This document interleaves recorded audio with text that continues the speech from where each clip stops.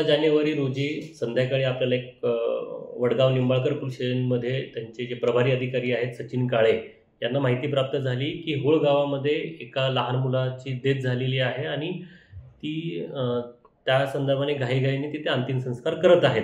वडगाव निंबाळकरचे प्रभारी अधिकारी सचिन काळे आणि त्यांची टीम तात्काळ होळ या गावी पोहोचली. स्मशानभूमीमध्ये त्यांनी बघितले असता अंतिम संस्कार करण्याची संपूर्ण तयारी तिथे झालेली होती. त्यांनी तात्काळ ती 9 वर्षाच्या मुलाची बॉडी ताब्यात घेतली. ताब्यात घेतल्यानंतर गावातल्या लोकांचा त्या ठिकाणी विरोध होत होता.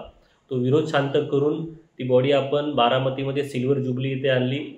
ज्यावेळेस सकाळी त्याचं PM झालं, त्या PMमध्ये डॉक्टरांचं ओपिनियन आलं की गळा दाबल्यामुळे अशा प्रकारे हा मृत्यू झाल्याचा संशय त्यांनी ते सांगितला.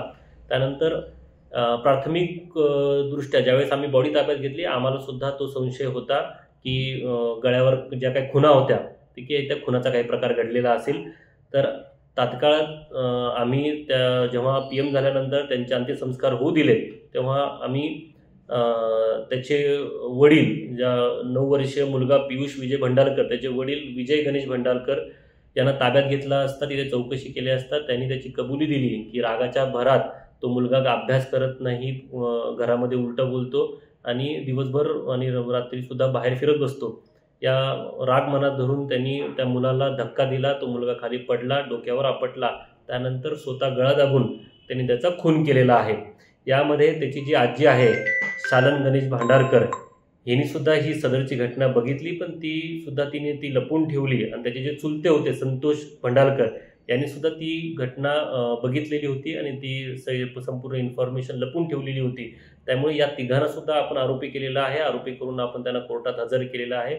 सदरच्या ठिकाणी कोर्टाने सुद्धा आम्हाला PCR मंजूर केलेला आहे. अशा प्रकारे वडगाव निंबाळकर पोलिसांच्या हद्दीत त्यांच्या प्रभारी अधिकारी सचिन काळे आणि त्यांच्या टीमने अशी सर्वात चांगली कामगिरी आणि खुनाचा जो काही खून झालेला आहे तो गुन्हा उघडकीस आणलेला आहे. अशा प्रकारची चांगली कामगिरी झालेली आहे. महाराष्ट्रातील सर्व बातम्यांचे विश्वासार्ह व्यासपीठ सकाळच्या सर्व सोशल मीडिया प्लॅटफॉर्मला लाईक, फॉलो आणि सबस्क्राईब करा.